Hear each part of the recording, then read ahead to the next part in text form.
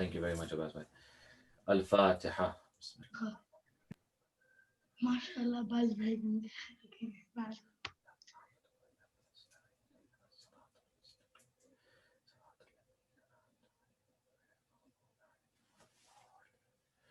Allahumma salli ala Muhammad. أعوذ بالله من الشيطان الرجيم بسم الله الرحمن الرحيم الحمد لله رب العالمين والصلاة والسلام على أشرف الأنبياء والمرسلين خاتم النبيين شفيع المذنبين رحمة للعالمين مولانا وسيدنا أبي القاسم محمد اللهم صل على محمد وآل محمد وعلى آله الطيبين الطاهرين لا سيما بقية الله في الأرض أرواحنا له الفداء ولعنة الله على أعدائهم أجمعين من الآن إلى قيام يوم الدين.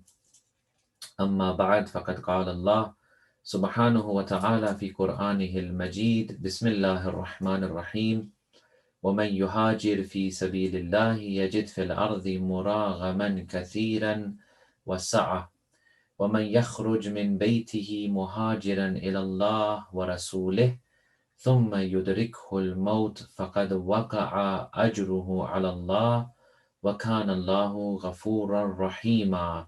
صلوا على محمد وآل محمد. اللهم صل على محمد وآل محمد وعجل فرجهم. Dear respected elders, brothers, sisters, Assalamu alaikum wa rahmatullahi wa barakatuh.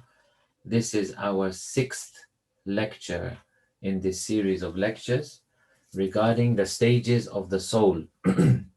May Allah subhanahu wa ta'ala bless you all with the wasila of Imam Hussein. May he increase your tawfiq. May he increase your love for Ahlul Bayt, your azah for Ahlul Bayt. May Allah not give you any gham nor any grief except for the grief of Imam Hussein, because this is the best of griefs and it is the best thing that we can hope for in this world and the hereafter. We pray for our deceased ones, for all of the Shias of Haydar-e-Karrar throughout the world. May Allah bless them all and protect them. Some of them are under great difficulty and very stringent conditions. We pray to Allah to relieve them of these strict conditions so that they may flourish in this world and the life hereafter, inshaAllah. Azizan, Muhibban Ahle Bayt, we are here at lecture number 6.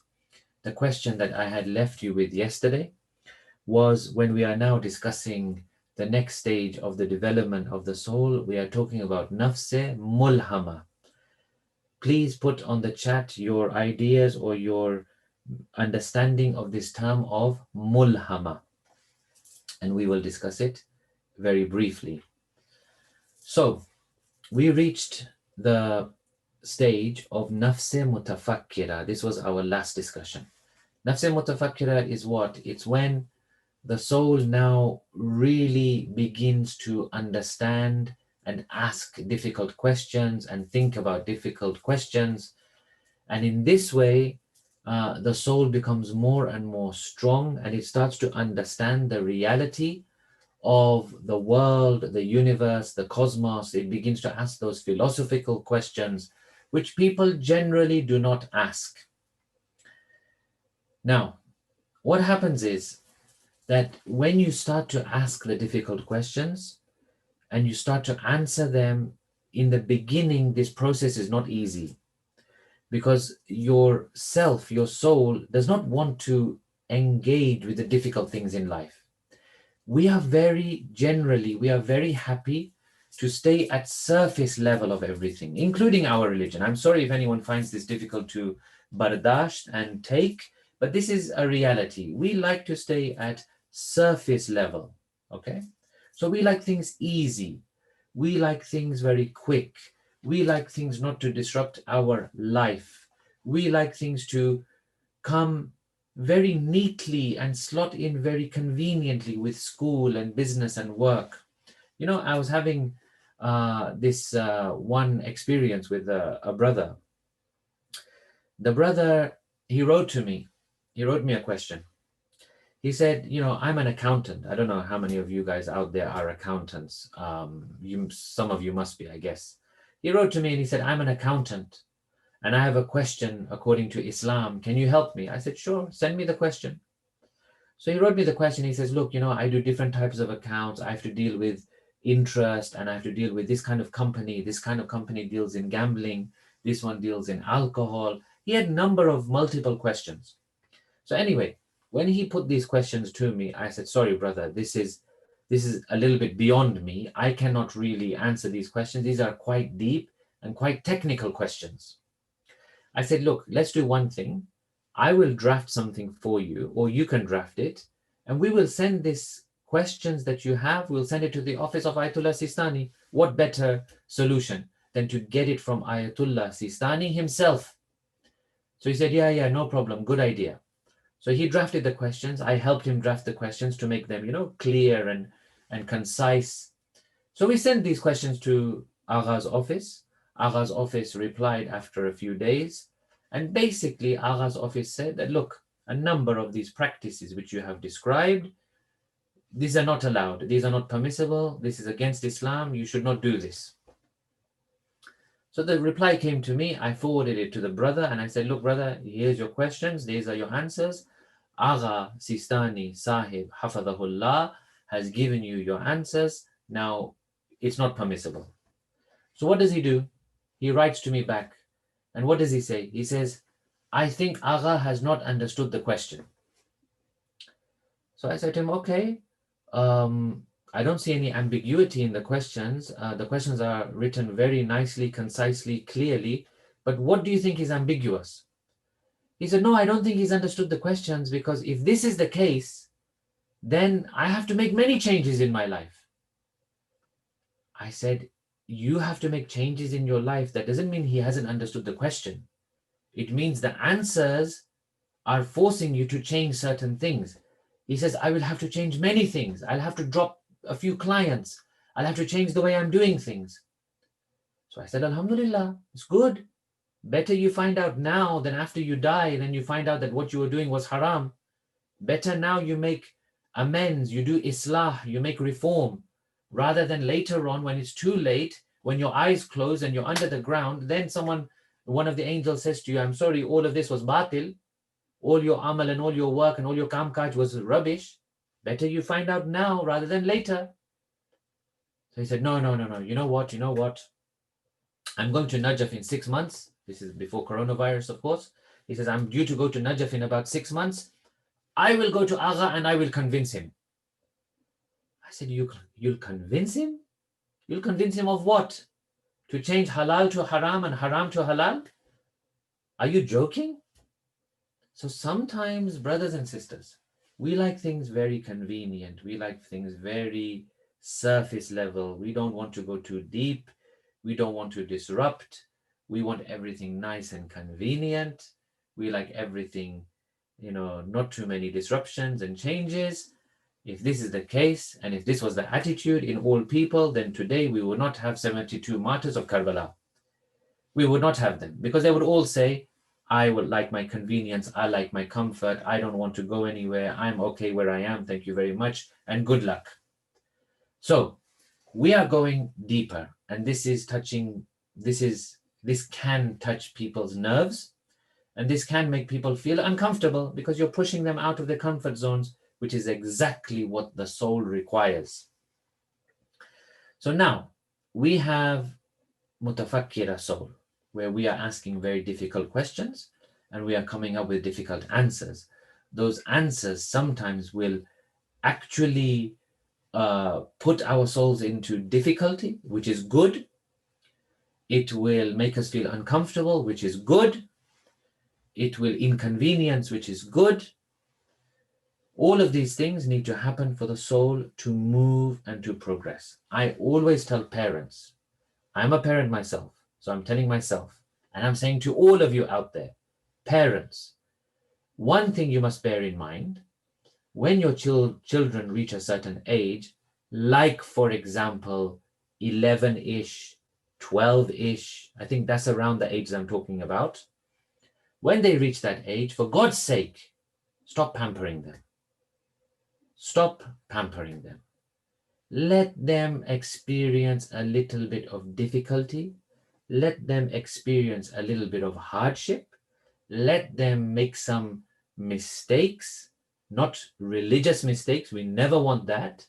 I do not believe that you allow them to do sins and then they come back to the right path. That's not what I'm talking about.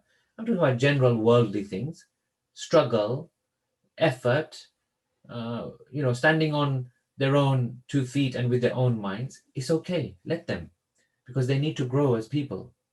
Tomorrow you'll die. Tomorrow both parents die. Then what's going to happen? You'll have very spoiled and pampered kids. It's going to be a burden upon society, honestly. So we like our kids to be comfortable, but we don't want them to be too pampered. To be uncomfortable will make a person grow and move and progress. So, in nafse mutafakkira, we are saying a few different things. These are the few different conclusions we need to come to. Number one, that I, as an individual representative of the human race, I, as a human being, I am the most important creation of God. I am Ashraful Makhluqat. Allah has created every single thing for me. For Hazrat Insan, Allah creates every single thing to be at our service. Incredible honor He's given us. Quran says, Sakhara lakum shamsa wal qamar. We have made subservient to you, O Insan, the sun and the moon. So the universe, the biggest things you can see in the universe, the most amazing things that you can see around you are all for us. Night and day, light and dark, rest and work. Everything has been created around our nature. We are not adapting to nature. Nature actually has been adapted towards us to create the very best environment for us. وَسَخَّرَ لَكُم مَّا فِي الْأَرْضِ. Forget the sun and the moon. Everything on the earth has been made for you. أَلَمْ تَرَوْا أَنَّ اللَّهَ سَخَّرَ لَكُم مَّا فِي السَّمَاوَاتِ وَمَا فِي الْأَرْضِ. Do you not see that Allah has made subservient to you everything in the heavens and the earth? So this is insan. So this is the first step of the thinking process, that I am actually the most honored creature of God. There's nothing more honorable than me, actually. And everything around me has been created for me. Why? So that you can achieve your potential, so that you can achieve God consciousness, closeness, purity of soul, muhabbat of Ahlul Bayt, attachment with Quran, uns and familiarity with all of the good things in the world, and duri and distance from all of the evil things in this world. This is why this world has been created, to train us. It's the perfect environment for us to flourish. Now, oh Allah, you've made this whole world. You made it for human beings, but one day human being will go from this world. There'll be the end of the world. Then what will happen? Allah says that when that day comes, when the last human being leaves the shores of this world, إِذَا الشَّمْسُ كُوِّرَتْ, then we don't need anything now. The stars will be wiped away. The sun will be blackened. وَإِذَا النُّجُومُ انْكَدَرَتْ, the stars will be wiped away.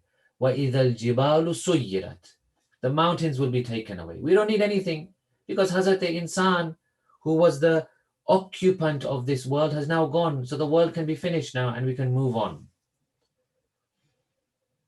So Allah subhanahu wa ta'ala respects humanity and He loves humanity. He loves people. He loves insan.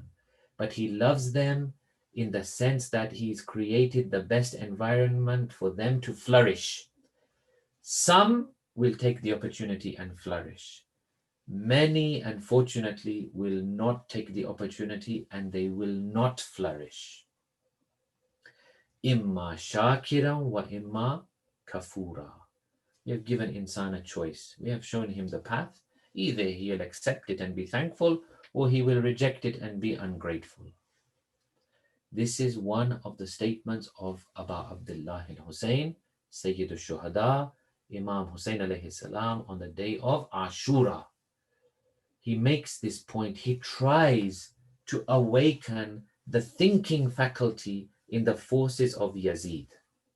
Imam Hussein alayhi salam, when he speaks to the forces of Yazid, you should look at his words very carefully. He has some unbelievable, amazing statements. One of his statements is this.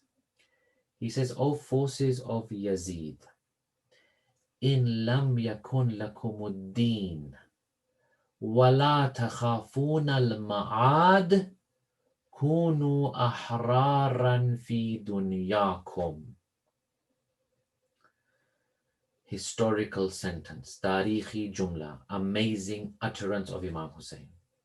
He says, O forces of Yazid, in lam yakun lakumuddin. If you don't subscribe to any religion, okay? If you do not subscribe to any religion, you don't think Islam is true, you don't think any other religion is true, okay. وَلَا تَخَافُونَ الْمَعَادِ. And also you don't have fear of the hereafter, okay? So you're not religious, you don't care about the hereafter, no problem. I'll give you one more option. At least kunu ahraran fi dunyakum. At least whilst you are in this world, live as free people. Be free. Be hur, be ahrar. Ahrar is jama of hur. Hur means free. Ahrar means free, plural, free people. He says, be free. Why are you bound by your shahwat and your desires? Why have you come here with the promise of a few, dirhams and dinars? Why have you sold your religion here just for the sake of pleasing the rulers? Be free. If you are here because of anyone's force or any lalach and greed, you shouldn't be here. Be free. Live as free people. Make your own decisions. Follow your heart. Follow your conscience. At least do that.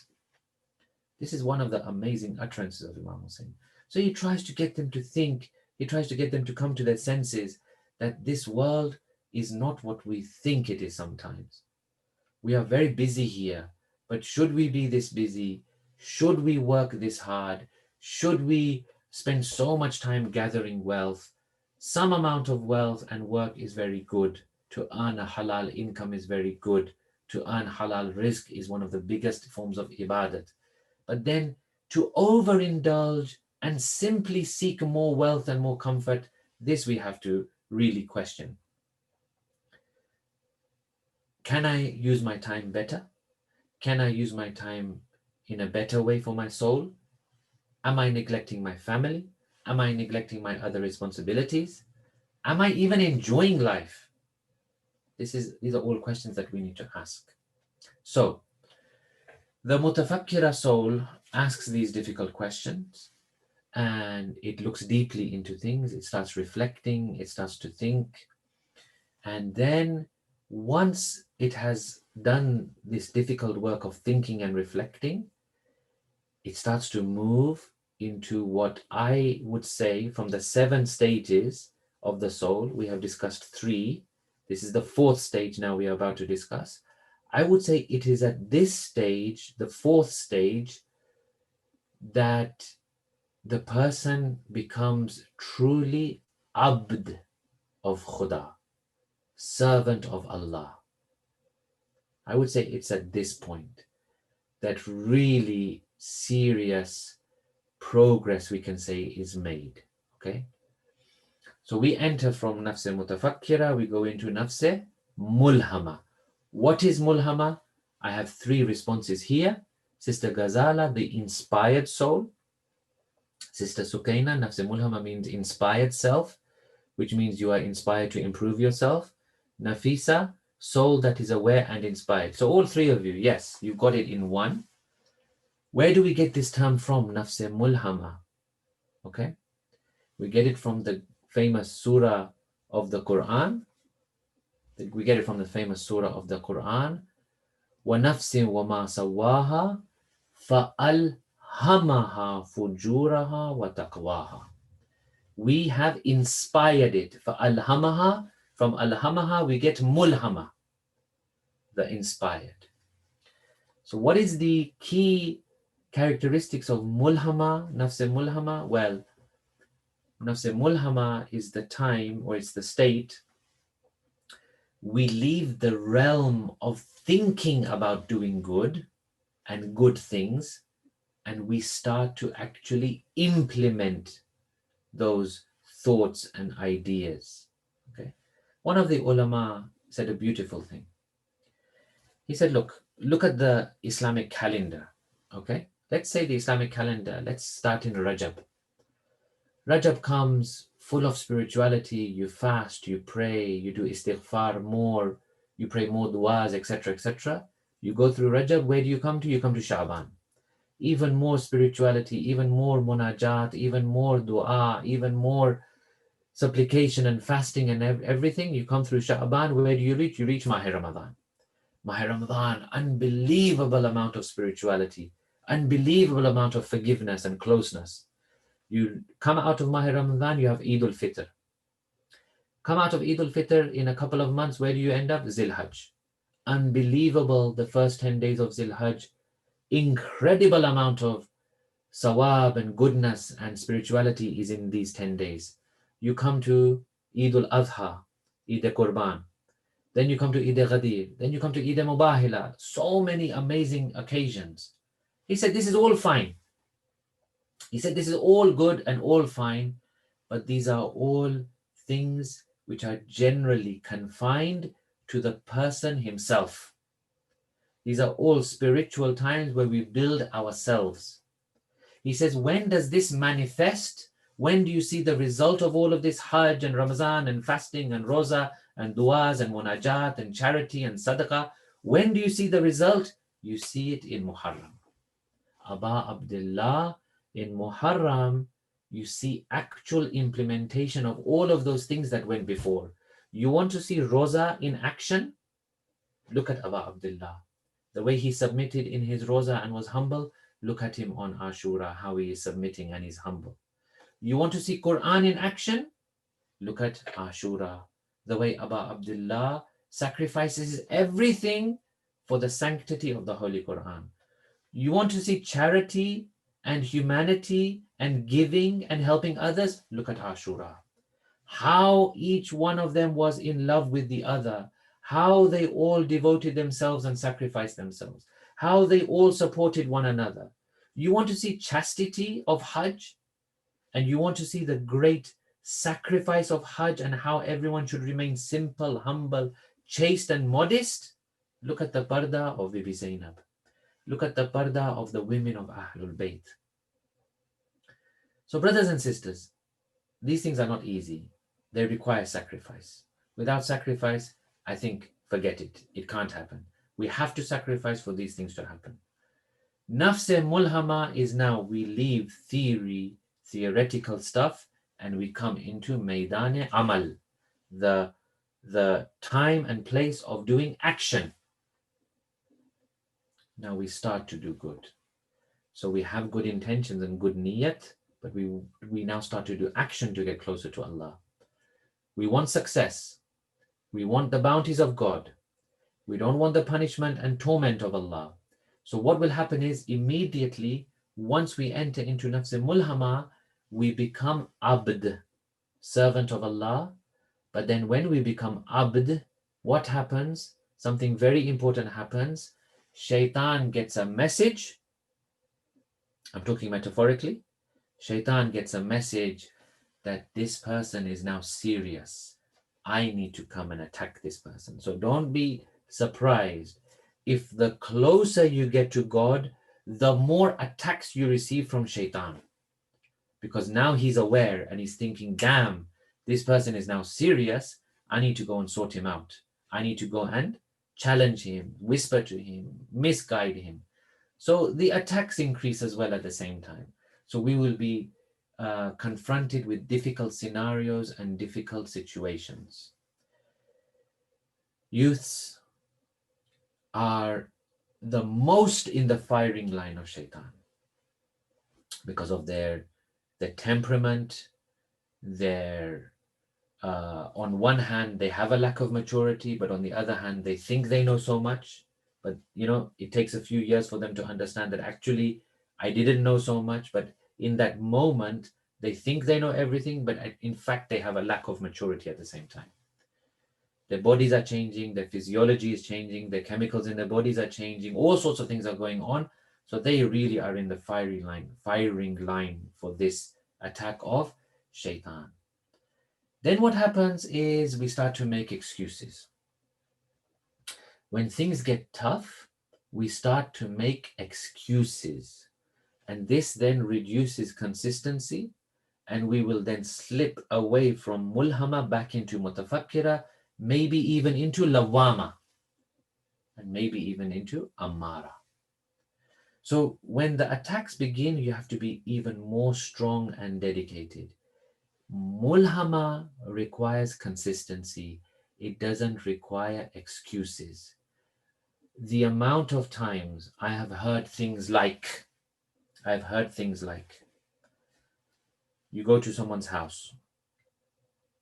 They, for example, when I'm a speaker, alhamdulillah, mu'mineen, they're very loving, they're very kind. They like to engage with the speaker. Also, we like to engage with the mu'mineen. You go to someone's house. This happened once, not too long ago. Person says, please, Maulana, come home for dinner. Let's talk and this and that. I said, sure, fine. Went to the house, go inside the house.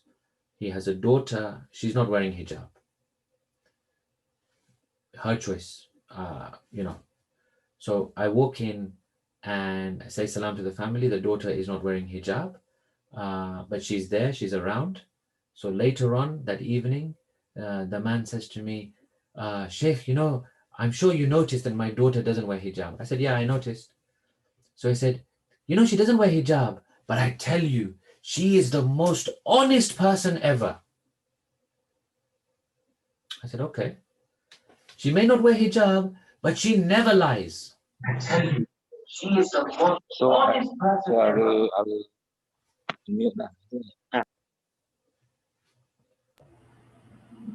I think can you sort out the Yes, noises? sorry for the disruption. You may continue, Shaykh. Yeah. So, they say things like, my daughter, she doesn't wear hijab, but she's the most honest person. She will never tell a lie. Or, my son, yeah, he listens to music, unfortunately, but I tell you, he doesn't miss a single prayer. Okay, guys, let's be a bit mature. Let's be a bit clever. Not doing one sin doesn't allow you to do another sin. Don't make excuses. Don't patch up things in your mind and try to make yourself feel better about these things. Wrong is wrong and right is right. If you don't wear hijab, that's wrong. Don't say, but I still help other people. No, I'm sorry. Help other people and wear hijab. Don't say, I'll listen to music, but I'll also pray. No, pray and don't listen to music. So let's not make excuses. Nafse mulhama, there's no place for excuses. It requires dedication and it requires effort. I'll give you a quick story. There was a village in Iran. This village was famous for its, kushti, wrestling, yeah? Big sport in Iran, yeah? You know that. Especially in the villages, they love the wrestling culture and all of this thing. So they had a team of wrestlers, okay? So one guy, when he's growing up, he's always looking at these wrestlers and he's amazed, he's impressed. He's like, wow, they're strong, they're, tough, they look good, they do amazing things, they seem to be having a great time, their training looks amazing. So he says, inshallah, one day I'm going to be a wrestler. So as he grows up, he notices one thing. There seems to be a common symbol of these wrestlers in this team. Their symbol was what? Their symbol was that each and every one of them had the tattoo of a lion on their chest. Okay, even now you go to Iran, you'll see a lot of references to Lion of Allah, Imam al-Islam, Asadullah, Sher Khuda, and all of these things. It's all, very nicely combined into their identity. So he said, all of them have this lion across their chest. So when he grows up and he says, look, I want to join this group, but I need to get a lion on my chest first. So he goes to the tattooist. He says to the tattooist, I want to join this team of wrestlers. Give me a lion on my chest. So the tattooist says, no problem. But listen, the chest is a very sensitive area, okay? It can be painful. So when I put this lion on your chest, just bear with me that it can be painful. He said, no problem, man. I'm a wrestler. What are you talking about? He said, put it. So the tattooist begins. And the needle of the tattoo, it touches the chest and the guy screams. So the tattooist says, are you okay? He says, yeah. Just tell me, which part are you drawing at the moment? He said, well, I'm starting with the tail. So the guy says, you know what, actually, this line, it doesn't need a tail. Just forget the tail, go on to a different part. So, okay. So then he puts the needle in a different place. And as soon as the needle touches again, he starts to scream. He says, now what? He says, what part are you drawing? He says, I'm drawing the ears of the lion. He said, this lion doesn't need ears. Just go on to a different part, please. So, okay. Starts to do it again. And he says, ow, it's hurting. He says, again, what's the problem? He says, it's really painful. Which part are you doing? He says, I'm doing the stomach of the lion. He said, no, this lion doesn't need a stomach. Do a different part. The tattooist says to him, brother, listen, let me be honest with you. You are not a wrestler. I don't think you've got what it takes. No one screams like this if they're going to join this team. So, Mu'mineen, brothers and sisters, we need to be a bit honest. We want everything.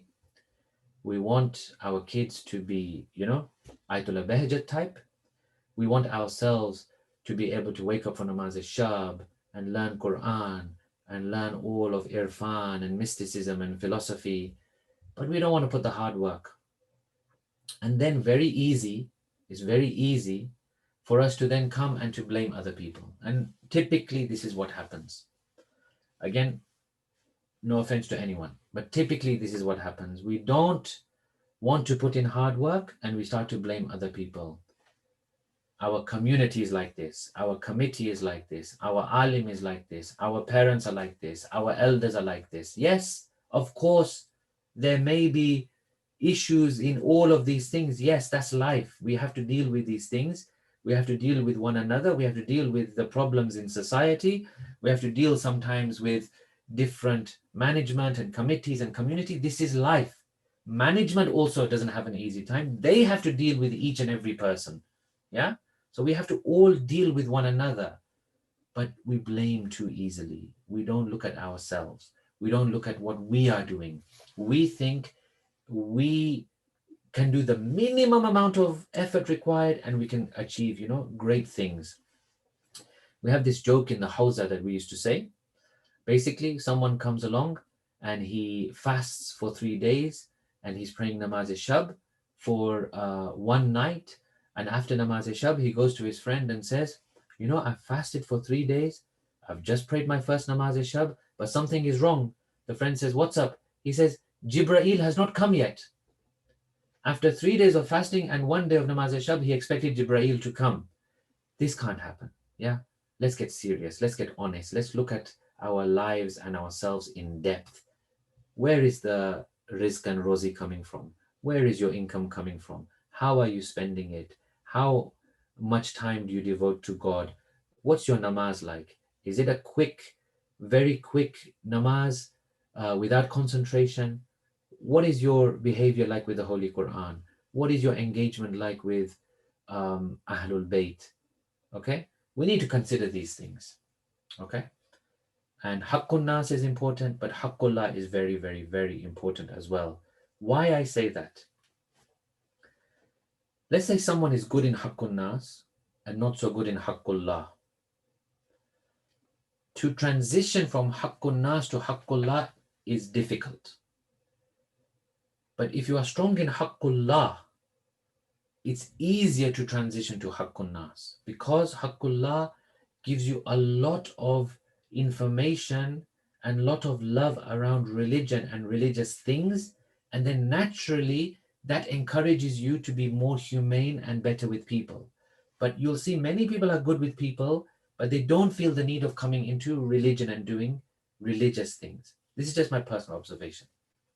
Anyway, now we are abd of Allah and we have entered into nafs mulhama. We become true servants of Allah subhanahu wa ta'ala. So we need to be true to our humanity. We need to make sacrifice. We need to do lots of effort. If we don't, then we are simply fooling ourselves. You cannot expect minimum effort to achieve maximum achievement. Minimum effort will give you minimum achievement. Mu'mineen, they come to me and they say, I don't know why my kids are not more religious. I don't know why this and that. I say to them, tell me about your own lifestyle. So they work all the hours that God sends. They pray namaz quick. Khums is a afterthought maybe, or not calculated correctly. So many things are going on. Eating from outside, not caring too much about halal, haram, pak and najis and tahir.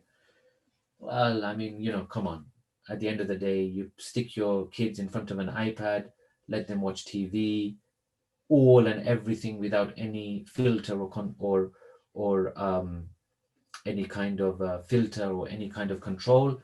What do you expect? Yeah. Anyway, this will then continuing in nafs mulhama. If you can sustain this, then it will produce some wonderful, wonderful things. And that is what we will discuss tomorrow, about the kinds of inspirations that come with nafs mulhama. And I also want to touch upon the hadith of Inwane Basri. That is your homework for tomorrow. Tell me what you can, read a bit about hadith of Inwane Basri.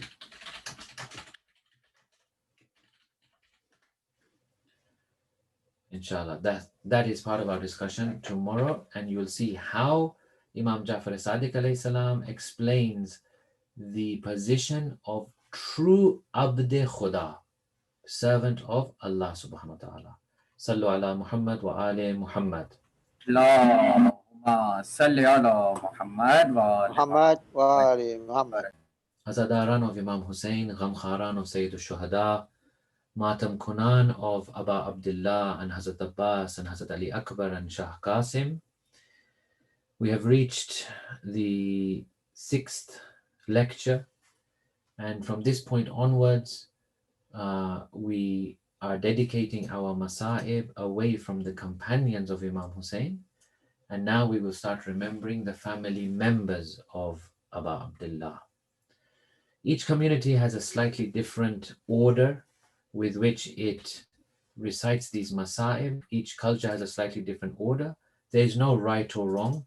I have received the request from management to pursue the order that I had given, and this will be tonight dedicated to the two sons of Janab Zainab, Hazrat Aun and Hazrat Muhammad. May Allah bless them and reward them for their sacrifice. These two young men of Ahlul Bayt were outstanding individuals. They were the two beloved sons of Bibi Zainab. Join me in giving condolences to Imam Zaman, Ajjalallahu Ta'ala, and to the rest of Ahlul Bayt for the sacrifice of these two young members of Imam Hussein's company. Were they biological sons of Janab Zainab? Some reports suggest that Aun was biological, but Muhammad was a stepson. But there are other reports to say that no, they were both biological. In any case, it doesn't really matter because they loved her intensely, she loved them intensely, and they loved one another intensely. What were their ages? Again, hard to exactly say, but we think around 13 and 11 would be their ages. Janab Zainab, in the build-up to the day of Ashura, she looks at her two children, and she looks at the other women in the camp of Imam Hussein. She sees every mother is preparing her own child to represent her and the father and the family on the day of Ashura. Every mother is making the child ready, speaking to them, giving them the armor, giving them the war clothes, the battle clothes and everything. Every mother is dedicating themselves. Janab Zainab looks at her two children and says, I have nothing else to offer but you two. How do you feel about this? They say, Mother, we were waiting for you to offer us this. We are ready to sacrifice ourselves for our uncle Hussein. Imam alayhi salam walks around the tents. He sees what? On the night of Ashura, what Abu Abdullah sees is just amazing. He sees that his companions and family members are all engaged in ibadat. Quran is being recited. Namaz-e-Shab is being recited. The farewells are being given. Bibi Zainab comes to her two sons and says, will you offer yourselves to your uncle? They say, Mother, we have been waiting for this. We will offer ourselves, but we fear he will not give us permission. So we need your help. Bibi Zainab says, you go and offer yourselves and see what happens. They go and they tell Abu Abdullah that we are ready to sacrifice for you. But Imam Hussein loves them too much and he turns them away again and again. He doesn't give permission. They say, we know how to convince Abu Abdullah. If we cannot convince him, let us use Hazrat Abbas to convince him. They go to Hazrat Abbas. Hazrat Abbas also turns away. He also loves them. He's also not wanting to give them any permission to go and fight. Then they come back to Janab Zainab, their mother. They say, Mother, we have tried directly. We have tried going through our uncle Abbas. We cannot get through. Abu Abdullah does not give us permission. Now we need your help. Bibi Zainab comes to Imam Hussein and says, my dear brother, I have nothing to offer you on this day except for my two beloved children. Will you accept them as sacrifices from me? Very reluctantly, Imam Hussein agrees. He says, but first I will get Abbas to train them. Abul Fadl al-Abbas is told, in these few minutes that you have, in these few moments that you have, before these two princes go out into Karbala, train them in the art of war, teach them some things. Janab Abbas teaches them and trains them, and they begin to get ready for battle. But one issue is there. There is no armor that will fit them. The armor is too large, their bodies are too small. So they are too young to fit the armor, they are too small. Somehow they get the armor to rest on them. Now they cannot mount the horse even. Imam Hussein alayhi salam picks up one. Hazrat Abbas picks up the other. They put them on horses. They advise them and they talk to them. Now when these two princes ride out into Karbala, they are together. They are with one another. They give one another courage and himmat. But as they start to fight, they become separated. It says in history that Muhammad is the first of the two to be struck down. And as he falls, he shouts for his brother. Aun runs over to Muhammad, but before Aun can reach, unfortunately, Muhammad has left this world. Aun then is attacked. And as Aun is being attacked, he cries out for Abu Abdullah, Adrikni ya Abu Abdullah, come to me, come to my aid, O Abu Abdullah. Abu Abdullah comes, by that time, even Aun has been killed. Imam Hussein, Hazrat Abbas, both together, they take the two princes in their arms and they bring them back into the tents. Every mother is crying upon her own offspring and child. But the amazing thing about Aun and Muhammad Azadaro is that when their bodies were laid down, You would expect Bibi Zainab to come and cry upon them. What they say is that Janab Zainab did not cry upon them like the other mothers cried. Why is this? Well, Zainab, perhaps she had to save all her tears for what was to come later. She has to still cry and mourn over Akbar and Asghar and Hussein. She has to still go to Kufa. See, she has to still go to Sham. She has to come back to Karbala after Sham, and then she has to reach even to Medina. All of this time she'll be crying and lamenting. Janab Zainab has many, many difficulties ahead of her. Allah la'natullahi qawmi zalimeen. وسيعلم الذين ظلموا أي منقلب ينقلبون مات بحسين.